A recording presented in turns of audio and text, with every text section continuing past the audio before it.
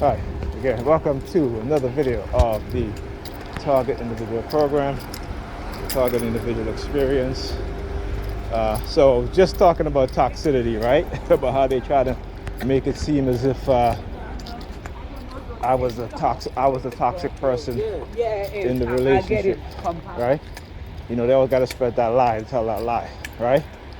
So, you know, I can call me, you know, I was getting dressed, I didn't answer. Another number 32K JB5326. Hey, they always find them, right? Sitting there with his door open. Anyway, you know, so she sent me a text saying that she dropped off her car at the dealership to get service this morning. Okay? And she's like, I was calling to discuss it with you. Okay, I want you to understand how toxic I am, right? I'm so toxic, right, that now I have to stay at her house longer because, of course, she tried to do the palm fixation drill as I come. See that? See that?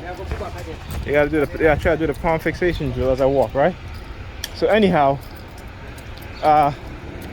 so now I'm supposed to. Who knows when she's gonna come back? Now I did not want to stay at her house.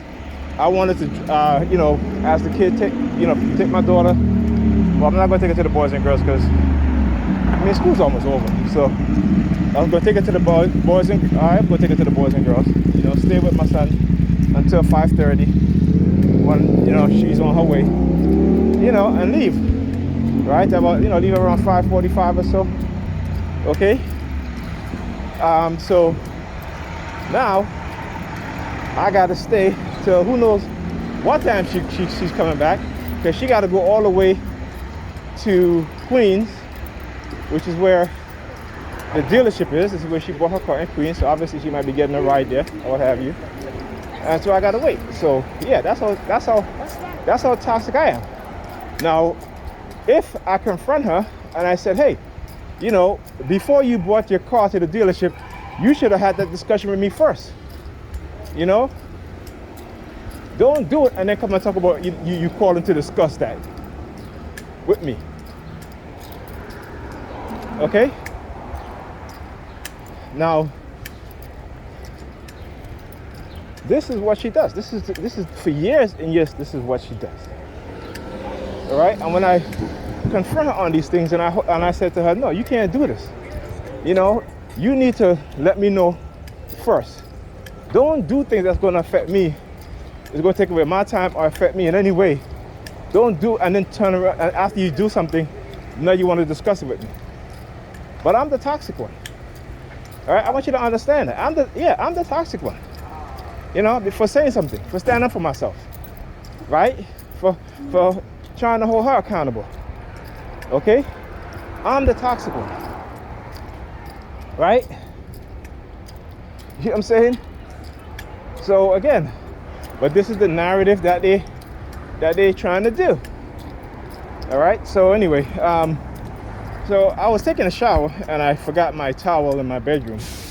So my nephew was there. I don't, you know, if he was in the living room or not. The living room is further away, and the other bedroom is right across from the bathroom. So I was calling my grandniece to bring my towel for me. So he comes in and he's like, what am I calling her for? I said, because I left my towel. I said, I didn't know you was close by, or else I would have called you. To the police vehicle. I hope you got heard. The red light is turning on there. Right? You know, he's like, you don't need to call for that. I said, bro, I thought you wasn't there. You know, so after I got dressed, I went to him and I said, listen, man, you know, I called Kika because I thought you wasn't there. If I knew you was there close by, I would have called you. I wouldn't have called her. You know? And obviously when he came in the bathroom, I had the shower curtains closed and I had my hand over the shower. Cause I said, listen, Kika's my grandniece. All right? I would not do anything, but again, that's the narrative and the lies that they wanna spread, right? That pedophilia shit. You know what I'm saying? Also, I know a lot of our brothers and sisters are programmed into being that way. But we don't want to believe it. You know? And so, you know, I had to by myself. I'm like, I'm the one that had to tell her, you know, when she was like, what was it, 15, that she she has, that her father is here, I'm here, her grandmother's here.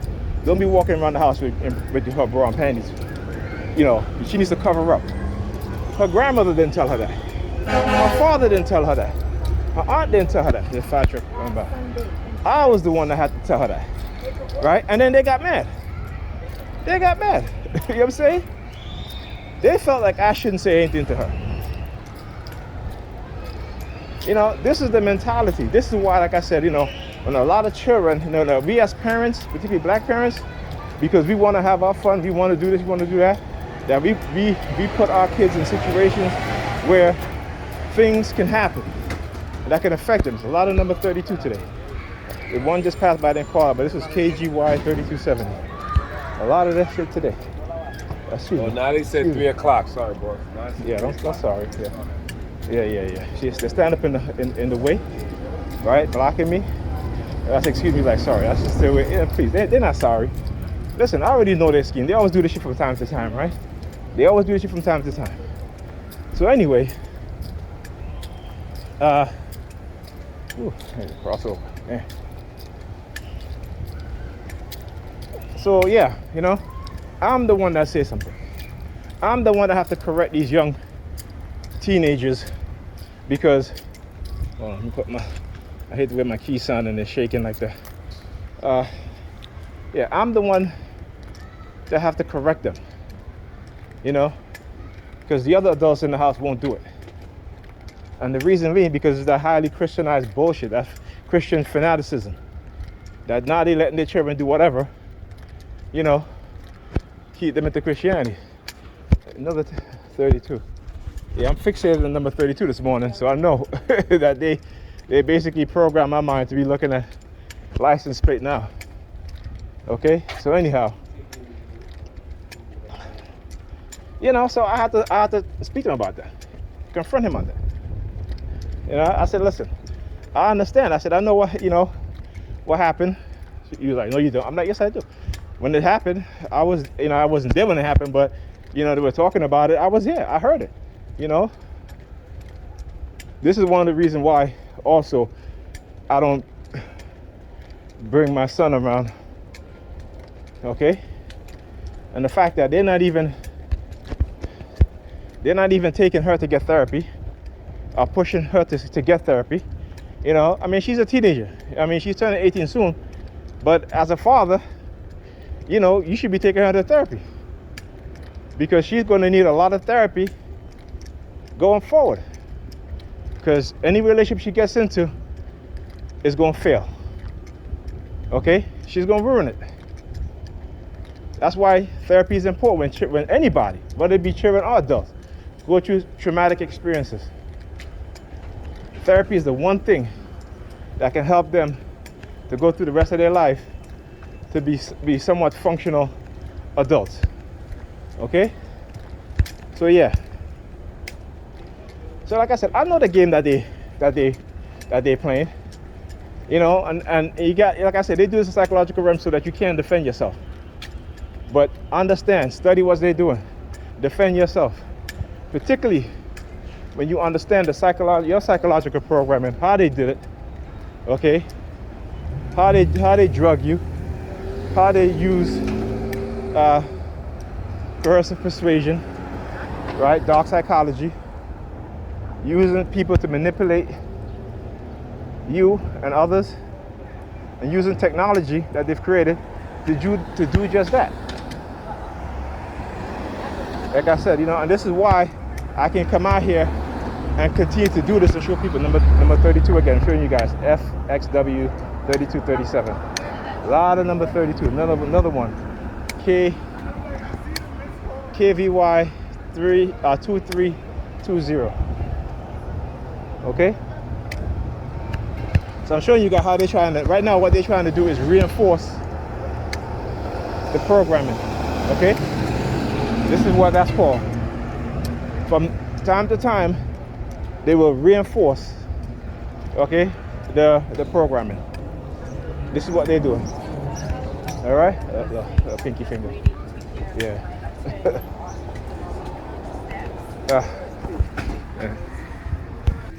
came into the family.